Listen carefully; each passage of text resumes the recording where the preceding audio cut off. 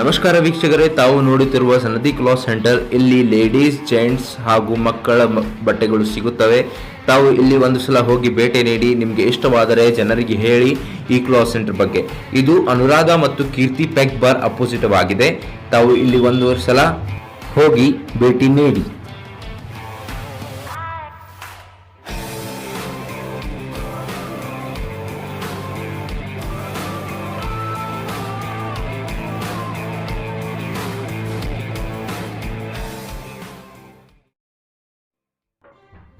ಪ್ರಿಯ ವೀಕ್ಷಕರೇ, ನಂಬರ್ 1 ಚಾನಲ್ದಿಂದ ನಿಮಗೆ ನಾನು ಸಯ್ಯದ್ ಅಂತ ನಿಮಗೆಲ್ಲರಿಗೂ ಆತ್ಮೀಯ ಸ್ವಾಗತ. ಇವತ್ತು ಬಹಳ ಮಹತ್ವವಾದ ವಿಷಯ.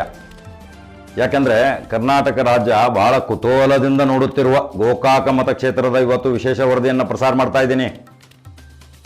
ಇವತ್ತು ಬಹಳ ಕುತೂಹಲ ಕೆರಳಿಸುವ ಕ್ಷೇತ್ರ ರಣರಂಗ, ರಣಕಹಳೆ. ಬಹಳ ಜೋರ್ದಾರ್ ಆಗುವ ಫೈಟು, ಜಂಗಿ ನಿಕಾಲಿ ಕುಸ್ತಿ ಟೈಪ್ ಆಗೋದು ಇದು. ಯಾಕಂದರೆ ಲಕ್ಕನ್ ಜಾರಕಿಹೊಳಿ ಅವರು ನಿನ್ನೆ ಬೆಳಗಾವಿಯ ಪಾದಯಾತ್ರಾ ಸಮಾವೇಶದಲ್ಲಿ ಘಂಟಾಘೋಷವಾಗಿ ಹೇಳಿಬಿಟ್ಟಿದ್ದಾರೆ, ನಾನು ಕಾಂಗ್ರೆಸ್ ಅಭ್ಯರ್ಥಿ, ನಾನೇ ಸ್ಪರ್ಧಿಸೋದು ಅಂತ. ಅದಕ್ಕೋಸ್ಕರ ಈಗ ರಮೇಶ್ ಜಾರಕಿಹೊಳಿ ಅವರು ಯಾವ ಪಕ್ಷದಿಂದ ಸ್ಪರ್ಧೆ ಮಾಡ್ತಾರೆ, ನ್ಯಾಯಾಲಯದ ತೀರ್ಮಾನ ಯಾವ ತಿರುವು ಪಡೆಯುತ್ತೆ, ಬಹಳ ತುಂಬ ಕುತೂಹಲದಿಂದ ಮತದಾರರು ಕಾಯ್ತಾ ಇದ್ದಾರೆ. ಈ ಇಬ್ಬರ ಜಗಳದಲ್ಲಿ ನಾನು ಯಾವ ರೀತಿಯ ರಣರಂಗಕ್ಕೆ ರಣತಂತ್ರಗಳನ್ನು ನಿರೂಪಿಸಿಕೊಳ್ಳಬೇಕು ಅನ್ನೋ ಅಶೋಕ್ ಪೂಜಾರಿಯ ಲೆಕ್ಕ. ಈಗ ನಿನ್ನೆ ಪಾದಯಾತ್ರೆ ಸಮಾವೇಶದಲ್ಲಿ ಮಾಜಿ ಮುಖ್ಯಮಂತ್ರಿಗಳಾದಂಥ ಸಿದ್ದರಾಮಯ್ಯರು ನೇರವಾಗಿ ಹೇಳ್ತಾರೆ, ಗೋಕಾಕ್ ಕ್ಷೇತ್ರಕ್ಕೆ ನಾನು entry, Lakshmi Hebbalkar entry, CM Ibrahim entry.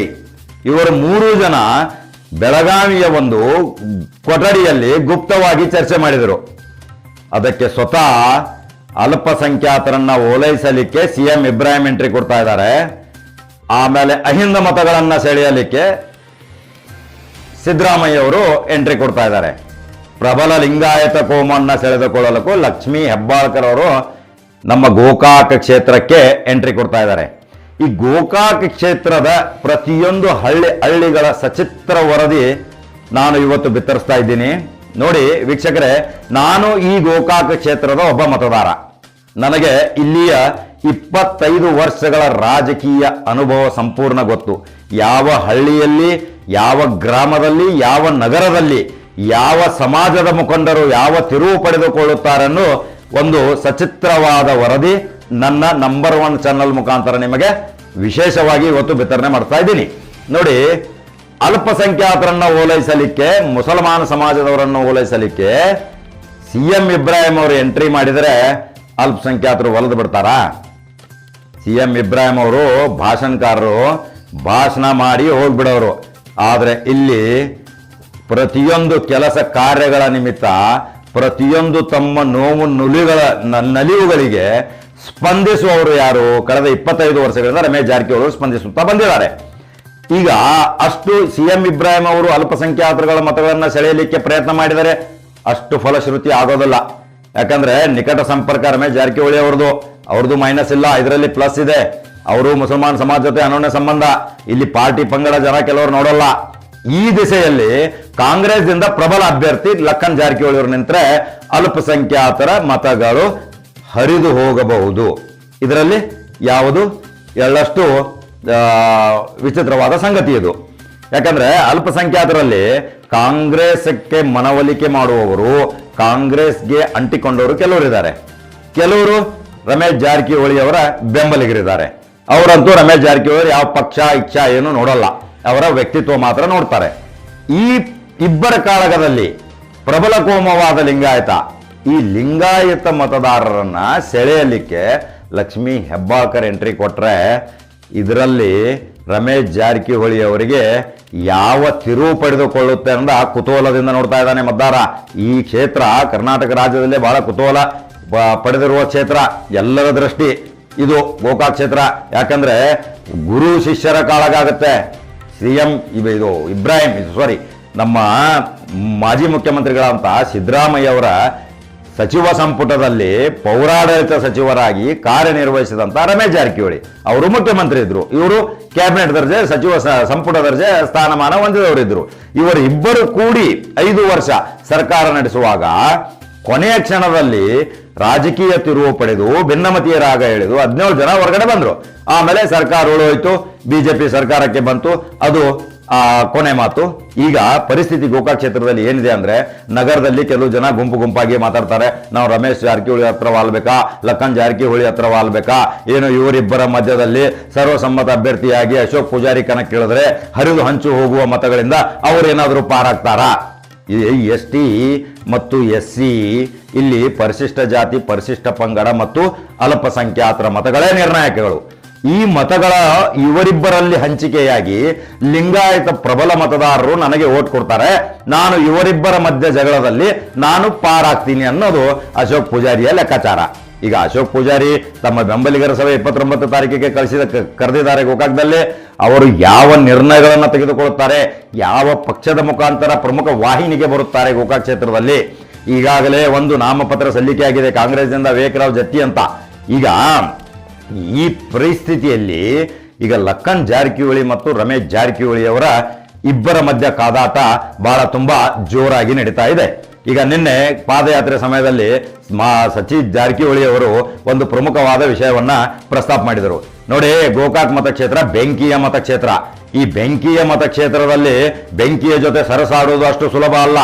ಅದಕ್ಕಾಗಿ ನಮಗೆ ಯಾರು ಹೊರಗಿನವರು ಬಂದು ಅಲ್ಲಿ ರಾಜಕಾರಣ ಮಾಡೋದು ಏನು ಅವಶ್ಯಕತೆ ಇಲ್ಲ, ಅದು ನಮಗೆ ಗೊತ್ತಿದೆ. ಪ್ರತಿಯೊಂದು ಗ್ರಾಮ ಮಟ್ಟದ ಪ್ರತಿಯೊಂದು ಗ್ರಾಮ ಮತದಾರರ ಅನಿಸಿಕೆ, ಅವರ ಹೇಳಿಕೆ, ಅವರ ಮನಸ್ಸಿನ ಹೃದಯದ ಮಾತುಗಳು ನಮಗೆ ಗೊತ್ತಿದ್ದೇವೆ. ಅದಕ್ಕೆ ನಾವು ಅದನ್ನ ಸರಿಪಡಿಸ್ಕೋತೀವಿ, ಅದನ್ನ ಕಾದಾಡ್ತೀವಿ. ಆ ಹೋರಾಟಕ್ಕೆ ನಾವು ಶಸ್ತ್ರ ಸಮೇತ ಎಲ್ಲ ತಯಾರಿ ಮಾಡಿದೀವಿ ಅಂತ ನಮ್ಮ ಸತೀಶ್ ಜಾರಕಿಹೊಳಿ ಅವರು ಹೇಳ್ತಾರೆ.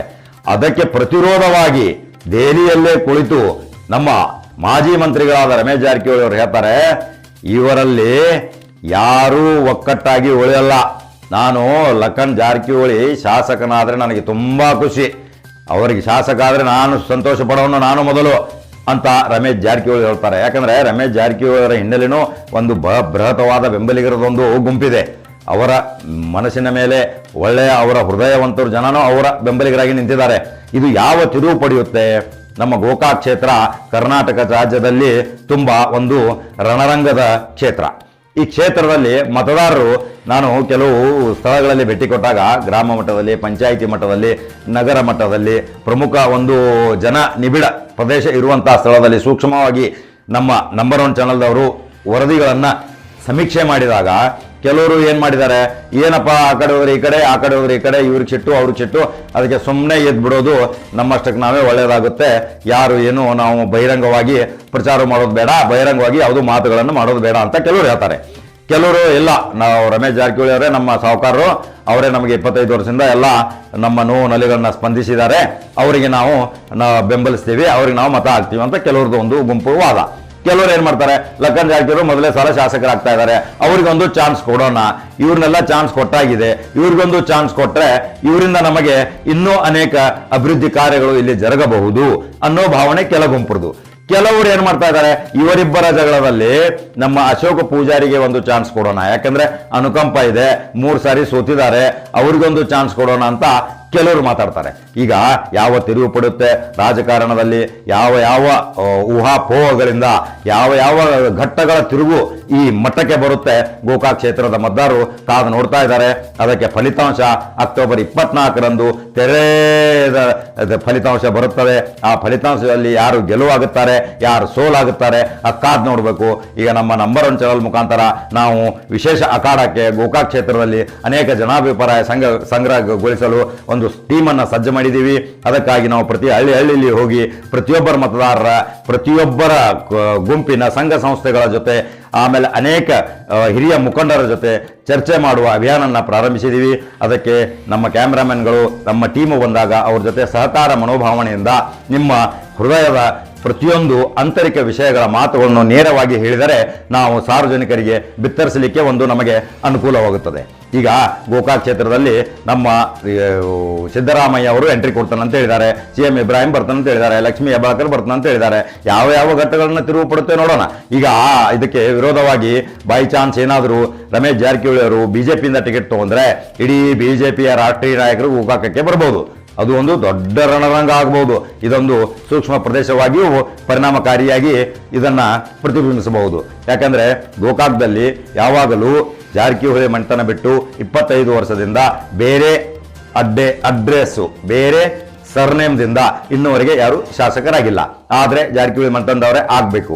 ಈಗ ಯಾವ ಘಟ್ಟ ತಿರುಗುತ್ತೆ ಈ ರಾಜಕಾರಣ ಇಂದಿನ ಬೆಳವಣಿಗೆಯ ಮುಖಾಂತರ ನೋಡಿದರೆ ಯಾವ ರೂಪ ತಳೆಯುತ್ತೆ, ಯಾವ ಜನ ಯಾವ ಮತದಾರ ಯಾವ ಪಕ್ಷದ ಜೊತೆ ವಾಲ್ತಾನೆ ಕಾದು ನೋಡಬೇಕು ಮತದಾರೆ. ನಮ್ಮ ನಂಬರ್ 1 ಚಾನಲ್ ಸೂಕ್ಷ್ಮವಾಗಿ ಗಮನಿಸ್ತಾ ಇದೆ. ನೀವು ದೃಢವಾದ ಸುದ್ದಿಗಳಿಗಾಗಿ ಅನೇಕ ಉಪಯುಕ್ತ ಸುದ್ದಿಗಳಿಗಾಗಿ ನಮ್ಮ ನಂಬರ್ 1 ಚಾನಲ್ಗೆ ನೀವು ಸಬ್ಸ್ಕ್ರೈಬ್ ಆಗಿ ಬೆಲ್ ಬಟನ್ ಅಪ್ಡೇಟ್ ಬೆಲ್ ಒತ್ತಿ. ಇದಕ್ಕೆ ನಮಗೆ ಅಭಿಯಾನ ಪ್ರಾರಂಭಕ್ಕೆ ಮತ್ತೆ ಸಹಕಾರಿಯಾಗುತ್ತದೆ. ಇಂದಿನ ವಿಶೇಷ ಗೋಕಾಕ್ ಅಖಾಡ ಸುದ್ದಿ: Siddaramaiah entry, CM Ibrahim entry, Lakshmi Hebbalkar entry, ಕುತೂಹಲ ಕೆರಳಿಸುವ ಗೋಕಾಕ್ ಕ್ಷೇತ್ರದ ಸಚಿತ್ರ ವರದಿ. ಮತ್ತೆ ನಾಳೆ ಮಹತ್ವವಾದ ಸುದ್ದಿಗಳೊಂದಿಗೆ ಬರುತ್ತೇನೆ. ನಮಸ್ಕಾರ. ಕೇಂದ್ರ ಮತ್ತು ರಾಜ್ಯ ಸರ್ಕಾರ ಖಂಡಿತ ಜನರ ಪರವಾಗಿ ಸರ್ಕಾರ ಇರಬೇಕು. ಆ ಕಡೆ ಗಮನ ಸೆಳೆಯಲಿಕ್ಕೆ ನಾವು ಪ್ರಯತ್ನ ಮಾಡ್ತಿದ್ದೀವಿ. ಸುಮಾರು 2 ತಿಂಗಳಾಗಿ ಹೆಚ್ಚು ಕಮ್ಮಿ ಪ್ರವಾಹ ಬಂದು ಇನ್ನೂವರೆಗೂ ಕೂಡ ಅವ್ರ ಕಡೆ ನೋಡ್ಲಿಕ್ಕೆ ಸರ್ಕಾರ ತಯಾರಿಲ್ಲ. ಅದಕ್ಕಾಗಿ ಒಂದು ಕಡೆ ಎಲ್ಲ ನಾವು ಎಲ್ಲ ಮುಖಂಡರು ಸೇರಬೇಕು. ಆ ಪ್ರತಿಭಟನೆ ಮೂಲಕ ಅವರನ್ನ ಎಚ್ಚರಿಸಬೇಕಂತ ಈ ಒಂದು ಬೃಹತ್ ಕಾರ್ಯಕ್ರಮ ಮಾಡ್ತಾ ಇದ್ದೀವಿ. ಈ ಹಿಂದೆ ರಾಜ್ಯದಲ್ಲಿ ಇಷ್ಟೊಂದು ನಿರ್ಲಕ್ಷ್ಯತನ ನಡೆದಿದೆ. ಯಾವಾಗಲೂ ಈ ಇತಿಹಾಸದಲ್ಲಿ ಯಾವಾಗ ಕೂಡ ಇಷ್ಟು ನಿರ್ಲಕ್ಷ್ಯತನ ಆಗಿಲ್ಲ. ಯಾವುದೇ ಸರ್ಕಾರ ಇದ್ರೂ ಕೂಡ ಇಷ್ಟು ನಿರ್ಲಕ್ಷ್ಯತನ ಆಗಿಲ್ಲ. ಈ ಹಿಂದೆ ಯಡಿಯೂರಪ್ಪ ಅವ್ರ ಸರ್ಕಾರ ಇದ್ದಾಗ ಒಂದು ಫ್ಲಡ್ ಬಂದಿತ್ತು ಹಿಂದೆ. ಅವಾಗ ಮನಮೋಹನ್ ಸಿಂಗ್ ಅವರು ಪ್ರಧಾನಮಂತ್ರಿ ಇದ್ರು. ಅವಾಗ ಬಂದು ಅವರು ಅವರೇ ಖುದ್ದಾಗಿ ಬಂದ್ರು, ಸಾಕಷ್ಟು ದುಡ್ಡು ಕೊಟ್ಟರು. ಸೊ ಅವರು ಸಮೀಕ್ಷೆ ಮಾಡಿದ್ರು, ಎಲ್ಲ ಮಾಡಿದ್ರು. ಇಲ್ಲಿ ಮೋದಿ ಅವರು ಕೂಡ ಸಮೀಕ್ಷೆ ಇಲ್ಲ, ದುಡ್ಡು ಇಲ್ಲ. ಸೊ ಹೀಗಾಗಿ ನಾವು ಈ ಪ್ರತಿಭಟನೆ ಅನಿವಾರ್ಯ. ಹಾಗಾಗಿ ಸರ್ಕಾರ ಮತ್ತು ಮುಖ್ಯಮಂತ್ರಿಗಳಿಗೆ ಸಂತ್ರಸ್ತರ ಕಾಣಿಸಲ್ಲ, ಬರೀ ಅನರ್ಹ ಶಾಸಕರು ಎಲ್ಲೆಲ್ಲ ಸುತ್ತಾ ಇದ್ದಾರೆ. ಅದೇ ಅಷ್ಟೇ, ಹತ್ರಲ್ಲೇ ಎಲ್ಲರೂ ಡೆಲ್ಲಿಯಲ್ಲಿ ಕೂತಾರೆ, ಅವರು ಡೆಲ್ಲಿಯಲ್ಲಿ ಇರ್ತಾರೆ. ಸೊ ಜನರು ಇಲ್ಲಿ ಕಷ್ಟದಲ್ಲಿದ್ದಾರೆ. ಚರ್ಚೆ ಮಾಡಿ ಪರಿಹಾರ ತರೋ ಧೈರ್ಯನೇ ಇವರಿಗಿಲ್ಲ ಅನ್ನೋ ಮಾತು ವ್ಯಕ್ತ. ಇಲ್ಲ, ಖಂಡಿತವಾಗಿ ಹೈಕಮಾಂಡ್ ಮುಂದೆ ಹೋಗಿ ಇವರು ತಮ್ಮ ಸಮಸ್ಯೆ ಹೇಳಲಿಕ್ಕೆ ಧೈರ್ಯ ಇಲ್ಲ ಇವರಿಗೆ. ಹಿಟ್ಲರ್ ಶಾಹಿ ಆಡಳಿತ ನಡೀತಾ ಇದೆ. ಖಂಡಿತವಾಗಿದೆ. ಹಿಟ್ಲರ್ ಶಾಹಿನ ಆಡಳಿತ ನಡೀತಾ ಇದೆ ಕಳೆದ 6 ಸರ್, ಮನುಷ್ಯನ ಜೀವನದಲ್ಲಿ ನವಗ್ರಹಗಳು ಆಟ ಆಡ್ತವೆ. ಈ ಸರ್ಕಾರದಲ್ಲಿ 17 ಗ್ರಹಗಳು ಆಟ ಆಡ್ತವೆ. ಹೊರಗೆ 17 ಇದೆ. ಅವ್ರ ಪಾರ್ಟಿಯಲ್ಲಿ ಒಂದು 10 ಇದೆ. ಅಲ್ಲಿ ಗ್ರಹ ಒಂದು 10 ಇದೆ. ಡೆಲ್ಲಿ ಒಳಗೆ ಒಂದು 2-3 ಗ್ರಹಗಳು ಅಲ್ಲಿ ಕುಂತು ಆಪರೇಟ್ ಮಾಡ್ತಾವೆ. ಹಿಂಗಾಗಿ ಪಾಪ ಯಡಿಯೂರಪ್ಪ ಕೆಲಸ ಮಾಡ್ಲಿಕ್ಕೆ ಬಿಡ್ತಾ ಇಲ್ಲ. ಕಾಟ ಇಂಥ ಪಾಪ ಈ ವಯಸ್ಸಿನಲ್ಲಿ ಆರಾಮಾಗಿ ಇರ್ಬೇಕಾದ್ರು ಇಂಟರ್ನಲ್ ಇದೆ, ಔಟ್ಸೈಡ್ ಇದೆ, ಡೆಲ್ಲಿಯಲ್ಲಿ ಇದೆ, ಎಲ್ಲ ಕಡೆ ಸಮಸ್ಯೆ ಇದೆ. ಅಲ್ಲ, ಬೇರೊಬ್ಬರ ಮನೆ ಕೊಳ್ಳಿಟ್ಟು ಅವ್ರ ಅಧಿಕಾರ ವಹಿಸ್ಕೊಂಡ್ರೆ ನೆಮ್ಮದಿಯಾಗಿರಲ್ಲ ಅನ್ನೋಕೆ ಮುಂಚೆ ಹೇಳಿದ್ವಲ್ಲ, ಸರ್ಕಾರ ಬೀಳೋಕ್ಕಿಂತ ಮುಂಚೆ ವಿಧಾನಸೌಧದಲ್ಲಿ ಬಹಳಷ್ಟು ಜನ ಭಾಷಣ ಮಾಡಿದ್ರು. ಇವ್ರಂತ ಒಂದ್ ಸರ್ಕಾರ ಒಳ್ಳೇದ್ ಮಾಡ್ಲಿಕ್ಕೆ ಆಗುಲ್ಲ, ಕಂಟಿನ್ಯೂ ಸಮಸ್ಯೆ ಇರ್ತದೆ ಅಂತ ಹೇಳಿದ್ರು. ಹಾಗೆ ಆಗ್ತಾ ಇದೆ. ಇನ್ನೊಂದು, ನಾಳೆ ಇಲ್ಲಿ ನಡಿಬೇಕಾದಂತ ಮೀಟಿಂಗ್ ಬೆಂಗಳೂರು ಶಿಫ್ಟ್ ಮಾಡಿ. ನಾಳೆ ಯಾವ್ದು ಮೀಟಿಂಗ್ ಇಲ್ಲ, ಇಲ್ಲಿ ಯಾವ್ದು ಇರಕ್ಕಿಲ್ಲ. ಇಲ್ಲ, ನಾವು ಮಾಡ್ತಾ ಇದೀವಿ, ನಾವು ಹೋಗಿ ಮಾಡ್ತೀವಿ. ಅದು ಹೈಕಮಾಂಡ್ ಅಲ್ಲಿ ಮಾಡ್ತಾ ಇದೆ, ನಾವು ಇಲ್ಲೇ ಮಾಡ್ತೀವಿ ಲೋಕಲ್ ಆಗಿ. ರಾಜ್ಯಕ್ಕಾಗಿ ಬಿಜೆಪಿಯಿಂದ ಕಾಂಗ್ರೆಸ್ ಬರೋದಕ್ಕೆ ಸಂಪರ್ಕ ಮಾಡ್ತಾರೆ. ನೋಡೋಣ, ಚರ್ಚೆ ಮಾಡ್ತೀವಿ ಮುಖಂಡ ಜೊತೆ, ಯಾರ್ಯಾರು ಬರ್ತಿದಾರ ಯಾರಿಲ್ಲ ಚರ್ಚೆ ಮಾಡ್ತೀವಿ. ಸಭೆ ಕಾವೇ ಬ್ರಿಡ್ಜ್ ತಮ್ಮ ಮುಖಾಂತರ ಬರ್ತಿದೆ. ಇಲ್ಲ, ನೋಡೋಣ. ಈಗ ಅವರು ಕೂಡ ಇರ್ಬೇಕು ಸಂಪರ್ಕದಲ್ಲಿ ನಮ್ಮ ಪಕ್ಷದ ಮುಖಂಡ ಜೊತೆ. ನೋಡಿ, ಏನಾದ್ರು ಚರ್ಚೆ ಮಾಡ್ತೀವಿ, ಯಾರು ಅವ್ರಿಗೆ ಸಂಪರ್ಕದಲ್ಲಿ ಇದಾರೆ ಏನಂತ. ನಿಮ್ ಜೊತೆ ಸಂಪರ್ಕ ಮಾಡಿದ ಯಾವ್ದ್ರೆ ರಾಜ್ಯಕ್ಕಾಗಿ ನಿಮ್ಗೆ ಕಾಂಟ್ಯಾಕ್ಟ್ ಮಾಡಿದ? ಇಲ್ಲ, ನಮ್ಗೇನ್ ಮಾಡಿಲ್ಲ. ಸೊ ಇವ್ ಚರ್ಚೆ ಮಾಡ್ತೀವಿ ಅದೇನು ವಿಷಯ ಬಂದ್ರೆ. ಬೆಳಗಾವಿ 3 ಕ್ಷೇತ್ರದಲ್ಲಿ ಎಷ್ಟು ಕ್ಷೇತ್ರ ಗೆಲ್ತೀವಿ? ನಮ್ದು 3 ಇದೆ, ನಾವು 3 ಗೆಲ್ಲಕ್ಕೆ ಪ್ರಯತ್ನ ಮಾಡ್ತೀವಿ. 3 ನಮ್ದು ಇದೆ, 3 ಗೆಲ್ಲಕ್ಕೆ ನಾವು ಪ್ರಯತ್ನ ಮಾಡ್ತೀವಿ. ಲಖನ್ ಜಾರಕಿಹೊಳಿ ಗೋಕಾಕ್ ಟಿಕೆಟ್ ಕೊಟ್ಟಿದ್ದ ಕಾಂಗ್ರೆಸ್ನಲ್ಲಿ ಬೆಳಗಾವಿ ಕಾಂಗ್ರೆಸ್ ಕೆಲವರು ವಾಪಸ್ ಅವರು ಹತ್ತಿದ್ದಾರೆ ಮಾತಿಗೆ ಬರ್ತಾರೆ. ಇಲ್ಲ, ಬೆಳಗಾವಿ ಬಂದಲ್ಲಿ ಚುನಾವಣೆ ಮಾಡಕ್ಕಾಗಲ್ಲ. ನಮ್ಮ ಪರಿಸ್ಥಿತಿ ನಮಗೆ ಗೊತ್ತಲ್ಲಿ. ಬೆಂಕಿಯಲ್ಲಿ ಚುನಾವಣೆ ಮಾಡ್ಬೇಕು. ಸುಮ್ಮನೆ ಯಾರೋ ರಾಜಕೀಯಗೋಸ್ಕರ ಏನಾರ ಆಗೋಲ್ಲ. ಚುನಾವಣೆ ಮಾಡೋರು ನಾವು. ಅಲ್ಲಿ ಪರಿಸ್ಥಿತಿ ಹೆಂಗಿದೆ ನಮಗ್ ಗೊತ್ತಿದೆ. ಸೊ ಹೆಚ್ಚು ಕಮ್ಮಿ ಬೆಂಕಿಯಲ್ಲಿ ಚುನಾವಣೆ ಮಾಡ್ದಂಗೆ ಗೋಕಾಕದಲ್ಲಿ ಅಷ್ಟ ಇವ್ರು ಯಾರ್ಯಾರು ಅಸಮಾನ ಇದ್ರೆ ಅದು ಬೇರೆ, ಅದು ಮಾಡ್ಲಿಕ್ಕೆ ಆಗೋಲ್ಲ. ನಮ್ಗೆ ಗೊತ್ತಿದೆ, ಅದ ಸಂದರ್ಭ ಅಷ್ಟು ಸೂಟೇಬಲ್ ಇಲ್ಲ ಅಲ್ಲಿ.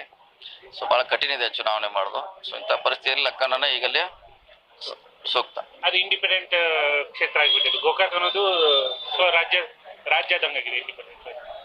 ಇದೆ, ಕೆಲವು ಮಟ್ಟಿಗೆ 20 ವರ್ಷದಿಂದ ಇದೆ. ಅದನ್ನೇ ಈಗ ದೂರ ಮಾಡ್ಲಿಕ್ಕೆ ಪ್ರಯತ್ನ ಮಾಡ್ತಾ ಇದ್ದೀವಿ.